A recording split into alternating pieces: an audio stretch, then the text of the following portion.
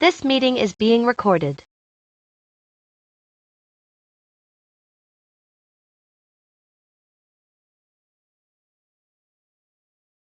Okay. Hi, Cam. Hi, Emma. Thank you so much for joining me today. I'm here with Safe Agent, and I came across you guys in a Facebook group, and I'm so glad we connected.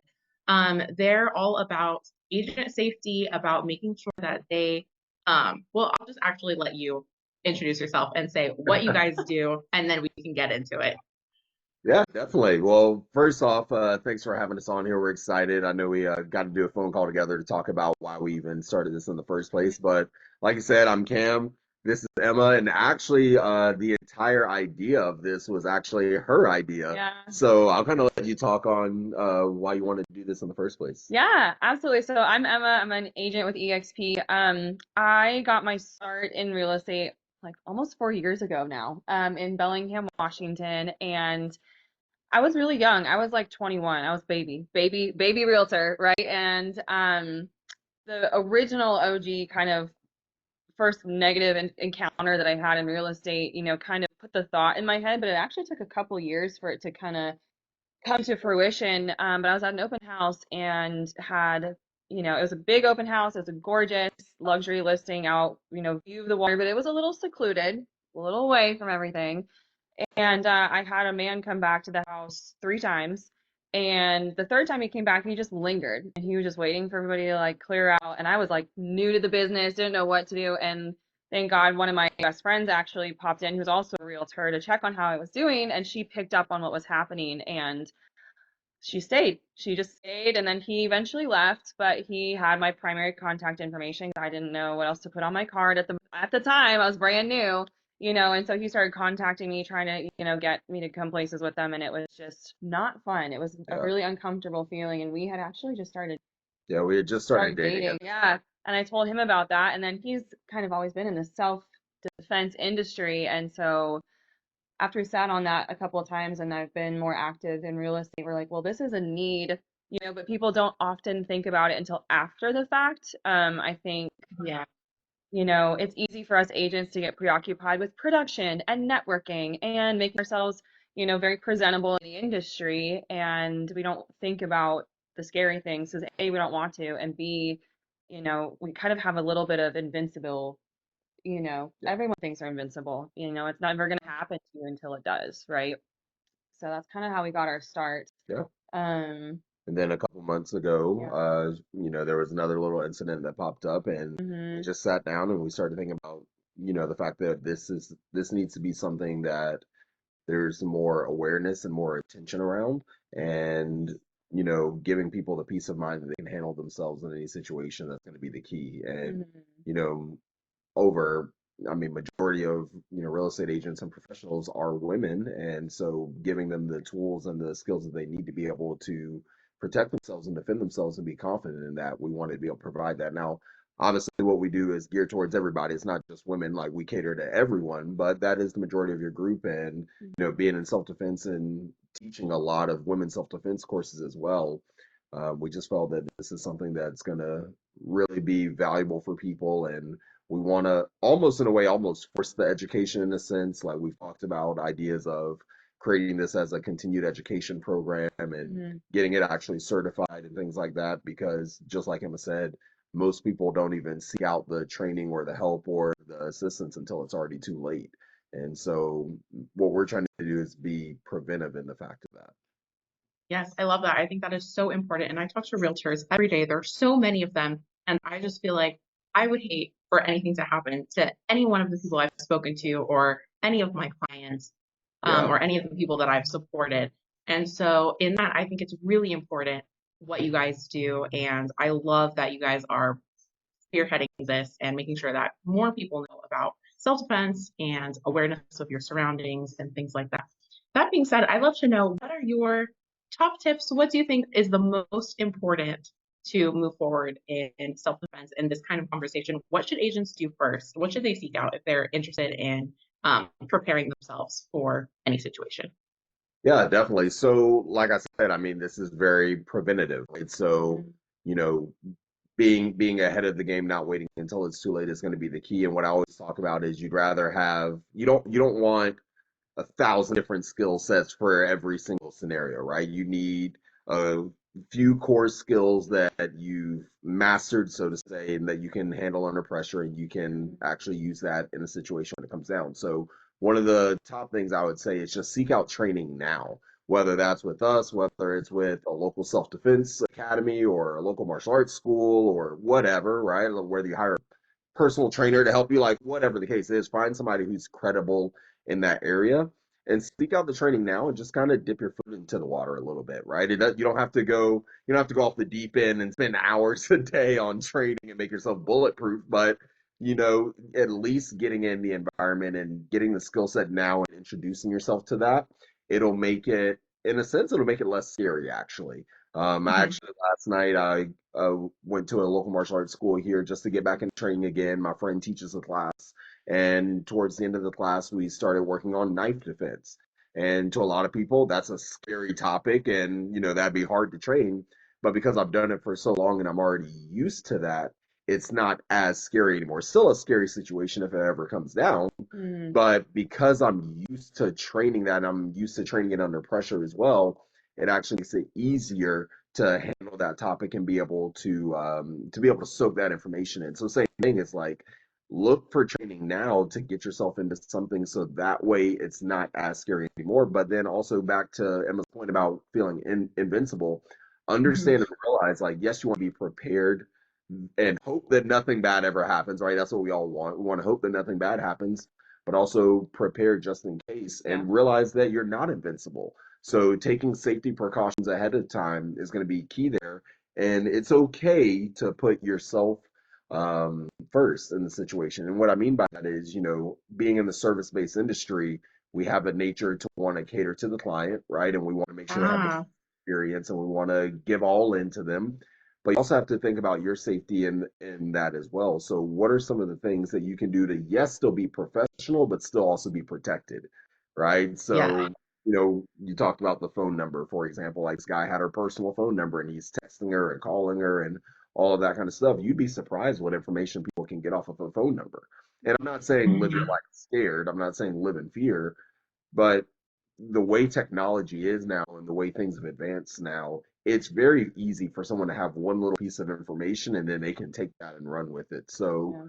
for agents, you want to build a relationship with your clients. Like that's what the whole industry is based off of, is that relationship and meeting their Yeah. needs. And it's okay to have that, but understand that there should be professional boundaries to that relationship as well. So, Hmm. if you can afford to do so and you have the ability to, instead of giving your personal phone number, is there a way where you can have a secondary phone that you use just for business and it's just for that? Or there's plenty of apps out there that you can Mhm. download on your phone as well, where you can have a different number and you just contact all of your clients through that. Um, Being careful not to share too much of your own personal information, your family information with people. Just little Yeah. things like that. Again, not living in fear, but just being more aware and being prepared. Mhm. I think those would be, the top things that I would recommend to agents because again, it's all preventative that you're trying to do, and then you have those skill sets just in case Mhm. you ever needed to use them.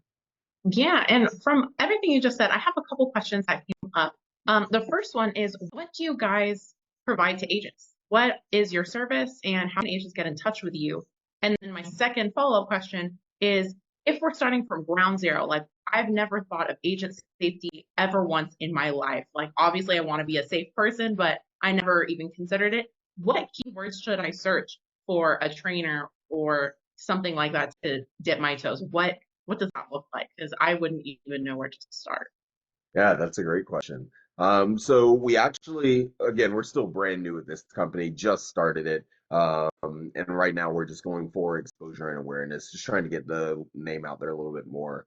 And so with that, we've gone back and forth plenty of times about, what's the best way to do this? How do we do this to where it's something attractive that people want to take Hmm. advantage of, but also how do we maximize the opportunity for people to actually get the training that they need and not have a false sense of confidence, but actually be able to defend themselves. So right now with where we're offering this on a ground level is it's actually kind of more of an events company more than anything right now at the ground level. And what I mean by that is we're willing to travel to people no matter where they are in the country and basically host a self-defense workshop Mm. for them and their team. So whether you're a group of agents and you have 10 people on your team and you want to do it exclusively just for you, or whether you have a title agency or something like that, and you want to use it as an agent attraction tool, and you want to bring more people to you, like we can do it that way as Yeah. well.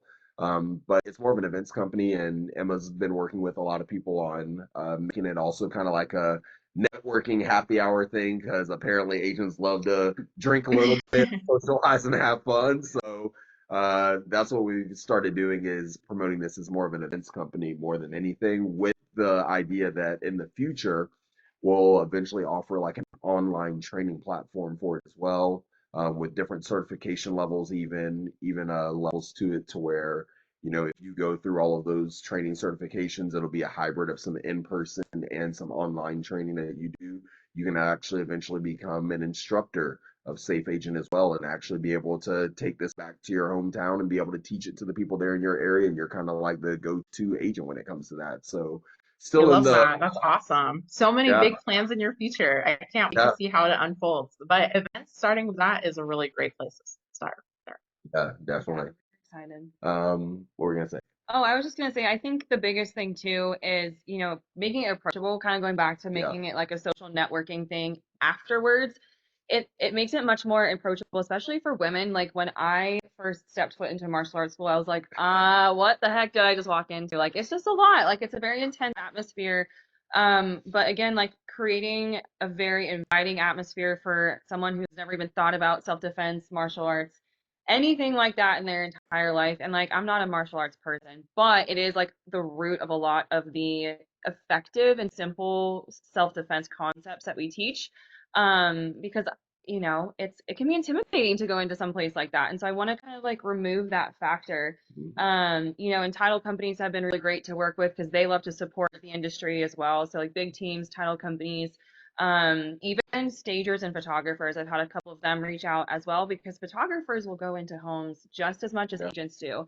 And sometimes they're women, sometimes they're men, but regardless, like it's a skill set.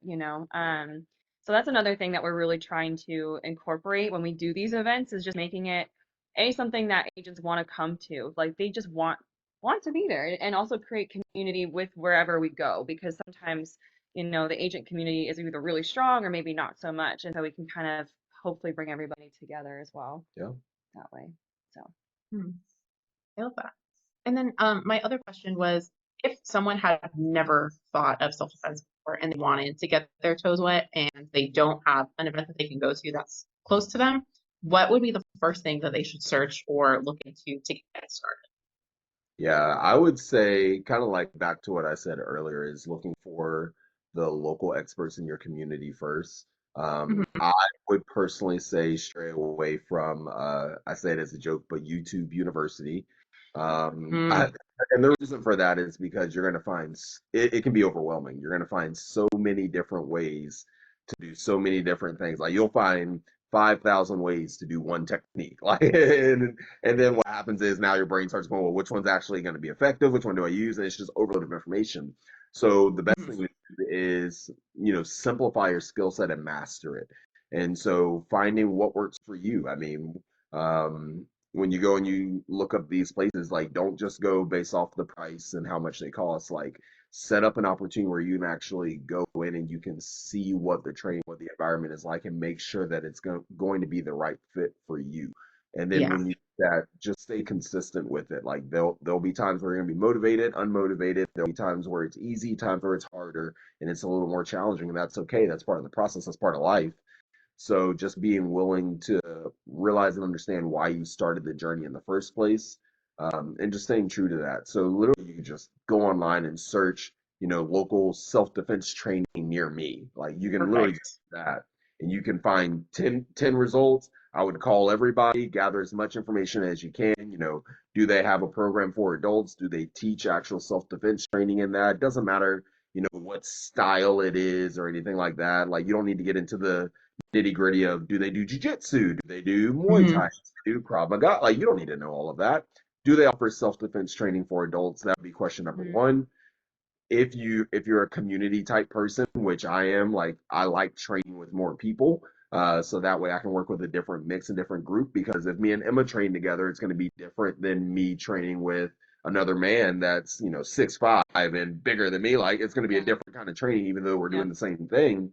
But I can Mhm. work on something different with her than I can work with that person, and vice versa. And I can still benefit from both of those. So if you're a community type person, you want to train with a group, then ask that. Like, how many people do they have in that adult program? How often do they meet? Like, gather all those questions. If you're, kind of more of an introverted type person, and you're more interested in private training, great. Ask that question and see if they have that even available, and what it would take to do that. And just really fact find, and just vet all your resources, check the reviews, like see how they're actually doing and how they actually are, as a business and as a training facility, and then go actually see it for yourself before you make that final decision of which one you want to go with. Just make sure it's the right fit for you, because everybody has a different taste. Yeah, great advice. I love all of it. With that, do you have any other advice that you would want an agent to know? Just right off the bat, maybe the most important, or some of your biggest tips. I know you've already given a lot of them, but Yeah. do you have any last thoughts? I think my biggest one is always make sure somebody knows where you are. I don't care who it is, just somebody. Like if you have an iPhone, share your location with somebody, or text your team leader, text your friend, text whoever to say, "Hey, I'm going to go to this showing at this time with this person." So then that way, if God forbid something happens, someone has somewhere to start with. Mhm. That is one feature. Not that I'm not advocating for Samsung, but I maybe they have something like that. But the my location thing on Apple is just it shows you in real time where somebody is. I mean, that's literally exactly what we do when she has Yeah. a showing that she has to go to. Hmm. Like, I have her location the whole time, and if she texts me that she's uncomfortable or feels a little weird, I know exactly where she Yeah. is, and I'm ready to pounce if I need to, right? Yeah. Like, Yeah. we just have that ready to go, and then sometimes I'll even go with her, and I'll just sit in the car just to make sure, and like that's okay. Yeah, absolutely. So I think, making sure somebody either on your team and your family, they know where you're going to be at. You're not a burden. It's okay to ask for help. It's okay to, tell people where you're going to be. And then same thing for open houses. Like if it's an open house that's really secluded or gives you a weird feeling, or maybe the seller makes you feel uncomfortable, either talking to somebody to come sit there with you, or even doing a broker open with a title company. Have your title or your lender come be there and make it like a very business focused event almost. But then that way there's more than one person in a house. It can be anything. I've heard stories from random people just coming into a house and having a mental breakdown in a bedroom and crying, and that's an uncomfortable situation, to people being stalked or even worse. Like there's a broad spectrum. So, team the buddy system, the buddy system is a really strong one. And if you don't have a buddy system, like let's get you one. It's not too hard in this industry. Yeah, and I would say for me, the one thing I would say is kind of back to what I said earlier is, be professional, Mm-hmm. yet make sure you're prepared, right? Be professional yet prepared. So service your client at the highest level, give them the best experience, meet their needs, solve their problems, like all of that, yes.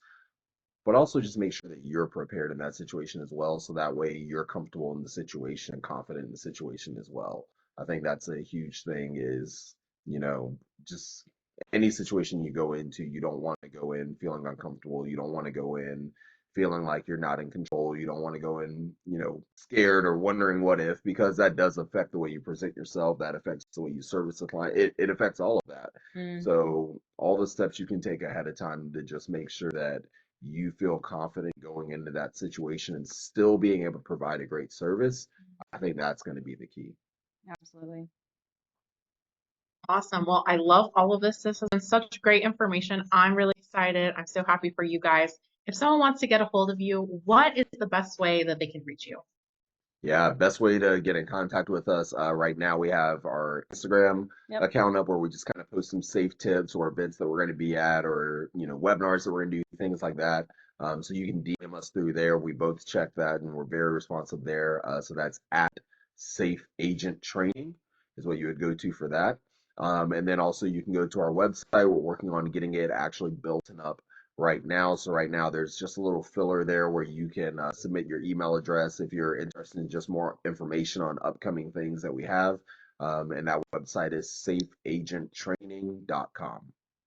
Awesome. Wonderful. Thank you so much for your time, you guys. And I can't wait to see